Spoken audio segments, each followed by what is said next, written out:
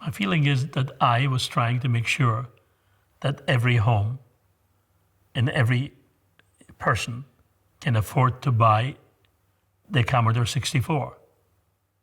I've succeeded. With his own hands, Jack Tramiel raised the computer geek generation that now leads the whole market. The philosophy what I had is to compete with myself. A company has to know if they have good designers, they have good people, and they can come up with products faster than other people can, they should show it to the world. They should not keep it until somebody else starts competing with them. The energy at Commodore for innovation and MS technology was really high. We were on the forefront of what was happening, so we were working crazy hours. I mean, an 18-hour day wouldn't even faze us. I worked 24 and 36 sometimes just because of the fact I just wanted to do it. Commodore was selling over 500,000 computers per month. I felt that's quite good. Jack was not a Silicon Valley-based young hippie turned geek, but he had a natural instinct for the consumer electronics market. Jack Tramiel understood computers. He did. He understood what they needed to do. He understood what we needed to do. And he understood what people at home needed from a computer. You know, it was computing for the masses. Once the computer was out there, the kids decided what to do with it. There's no doubt that it was the games that drove the sales of those computers. Home computers followed the path opened by video games. Since all of the game machines were in fact computers, there was no reason you couldn't have a home computer. In fact, putting your hands on a computer was much more rewarding and fun. I helped start the home computer revolution and I played a role. I'm glad we kick-started the revolution, but I'm sorry we didn't finish it to the end, and that's just too bad. Having your own computer in those days turned out to be an unforgettable experience. I'm always running across people who have learned to program on the VIC-20 or Commodore 64. Everyone remembers their first computer, and it always has a special place in their hearts.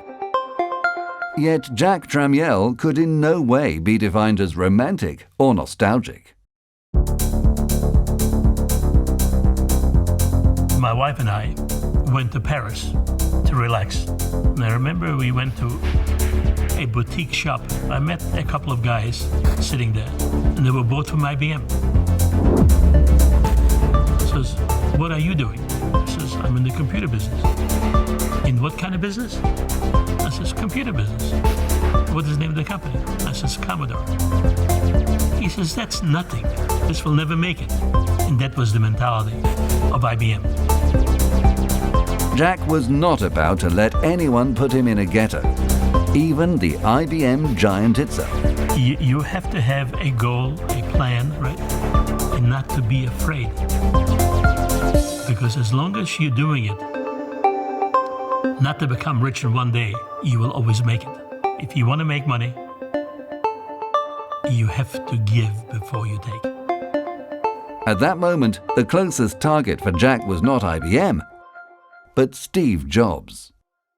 Tramiel had charged us with coming up with a computer that could be sold for $100 and would wipe out Apple.